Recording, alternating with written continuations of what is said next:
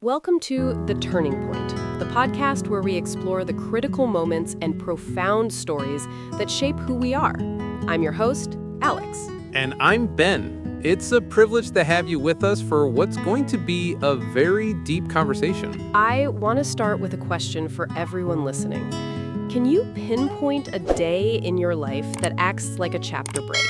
A day that so clearly separates your life into two distinct parts, the before and the after. It's a powerful concept. We all have them. For some, it's a loud day, a wedding, the birth of a child, an accident, a diagnosis, the kind of day the world sees and acknowledges as massive. But for others, it's a quiet day, a day that looked ordinary to everyone else, but for you, a single conversation, a sudden realization, or a private decision changed the entire trajectory of your future. Over the next 2 hours, we're going to talk about those days. We'll explore why certain moments have such power over us, the psychology of flashbulb memories, and how we integrate these days, both the joyful and the traumatic, into the story of our lives. We'll even be sharing a few of our own change days. This is a big topic, and it's a personal one. Our goal is to create a space to reflect on these moments and the people we became after them. So, what qualifies as a day that changed your life? As I mentioned, I think we have two main categories, the loud and the quiet. Let's break down the loud days first. These are the external, event-driven turning points. They're often tied to ceremony or tragedy. The day of joy, your wedding day, the day you adopted a child, the day you graduated after years of struggle, the day you got the yes on a life-changing opportunity. The day of loss, the day you lost a loved one, the day a relationship ended, the day you received a terrifying diagnosis, the day of a natural disaster. On these loud days, the change is undeniable. There's no going back to the person you were the morning before. The world literally, factually becomes a different place for you. But I'm almost more fascinated by the quiet days. These are the internal turning points. No one throws you a party or sends you condolences for these. They are completely, invisibly yours. Exactly. A quiet day could be the day you are reading a book and a single sentence landed so hard it rearranged your entire belief system. The day you had a random 20-minute conversation with a stranger that made you realize you were in the wrong career. The day you woke up and the feeling of, I can't do this anymore, whether this was a habit, a job, or a mindset, was so final and absolute that you just stopped. These are the days of internal driven change. And they're powerful because nothing external forced them. They came from you. It was the day your after began, not because of a new reality, but because of a new perspective. It's the difference between being a passenger in a car that turns and being the driver who decides to grab the wheel and yank it 90 degrees. Both change your direction, but they feel completely different. And often, the loud day, the external event, forces the quiet day, the internal shift, to happen later. The job loss is the loud day. The day 6 months later when you realized it was the best thing that ever happened to you, that's the quiet day. So why do these days get etched into our minds with such clarity, while entire years of our lives can just blur into a beige background? It's all about memory, emotion, and narrative. Let's start with the memory part.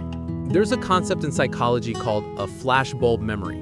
This is a highly vivid, exceptionally detailed snapshot of the moment and circumstances in which a piece of surprising and consequential news was heard.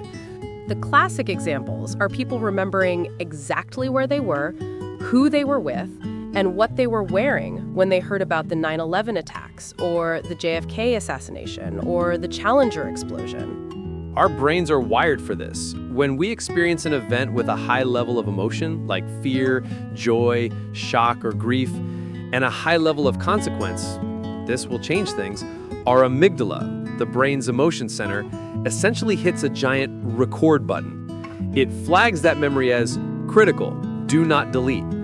This is a survival mechanism. The brain is saying, pay attention. This is important for your future. This is why you can remember every single second of a 3-minute car accident, but you can't remember what you had for breakfast 3 days ago.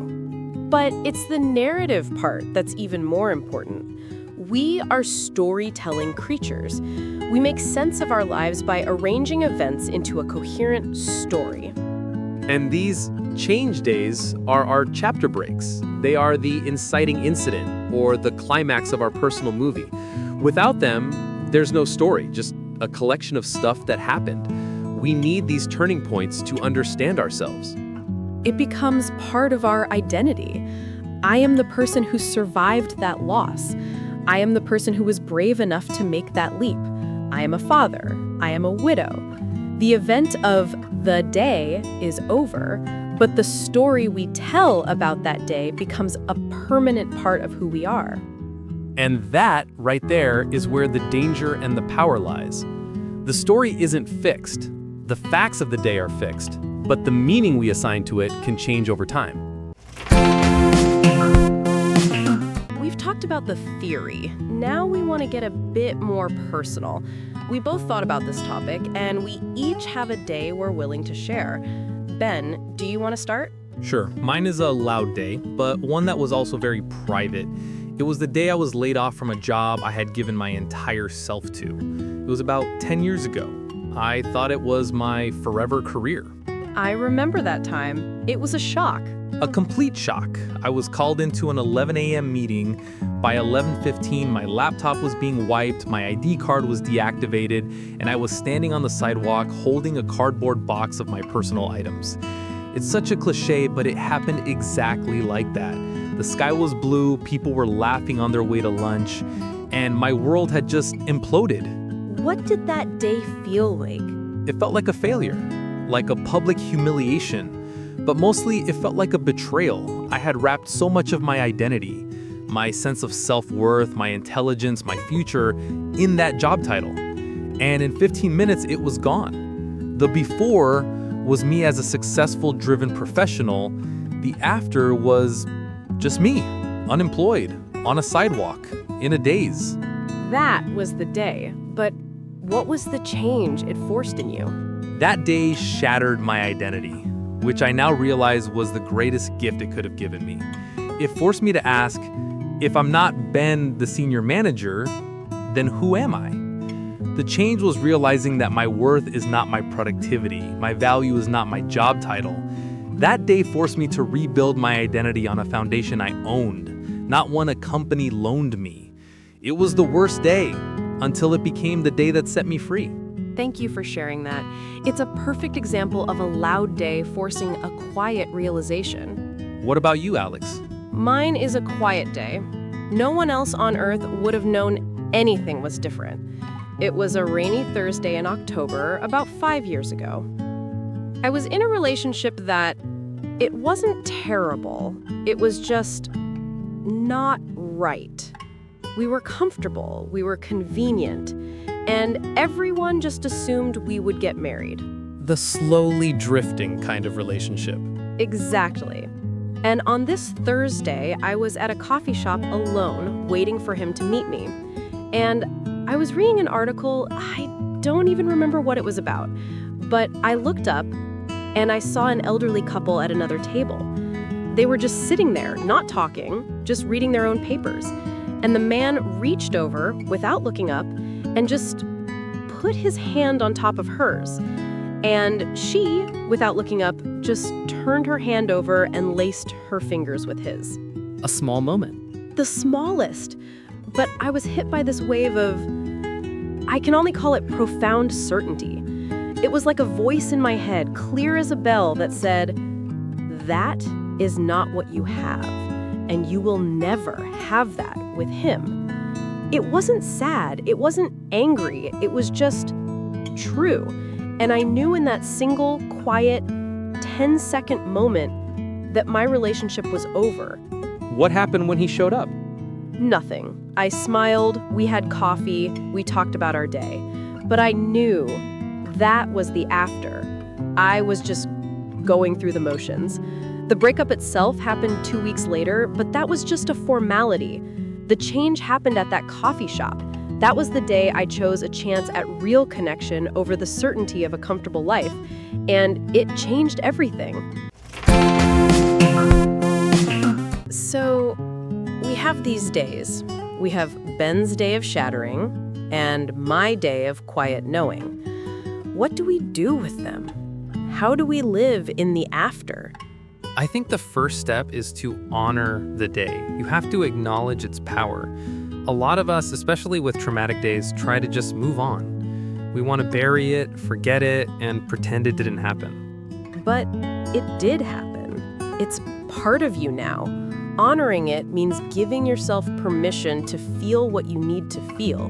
Grief, anger, joy, confusion. It's not about getting over it. It's about integrating it. I love that word, integrate. So we have these days. We have Ben's day of shattering and my day of quiet knowing. What do we do with them? How do we live in the after?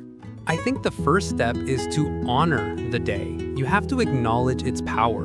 A lot of us, especially with traumatic days, try to just move on. We want to bury it, forget it, and pretend it didn't happen. But it did happen. It's part of you now. Honoring it means giving yourself permission to feel what you need to feel. Grief, anger, joy, confusion. It's not about getting over it. It's about integrating it. I love that word, integration. It's like a broken bone. The bone heals, but it's stronger at the break. That change day is the break. The integration is the healing. You'll always have the scar, but it becomes a part of your new strength. This is the core of post-traumatic growth. The second step, I think, is to own the narrative. As we said, the facts are fixed, but the meaning is not. Ben, your story. The fact is, I got fired. The meaning is, I learned my worth. My story. The fact is, I saw an old couple. The meaning is, I chose to value myself. This takes time. You don't get fired at 11:15 and by noon you're like, this is a great learning opportunity. Absolutely not. The first story you tell is probably, the world is unfair and I'm a failure.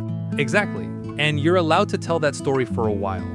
But living in the after means over time, consciously working to find the meaning that serves you, the one that empowers you and turns that day from a wound into a source of wisdom. And that leads to the third step. Share your story. Not necessarily on a podcast, but with trusted people. When you keep that day locked inside, it holds its power over you. When you share it, you take the power back. It stops being a source of shame and becomes a source of connection. We've covered a lot of ground. We've talked about the loud days that are seen by the world and the quiet days that are felt only by you. We've talked about the psychology of why these memories stick, that flashbulb of emotion and consequence that tells our brain, this matters.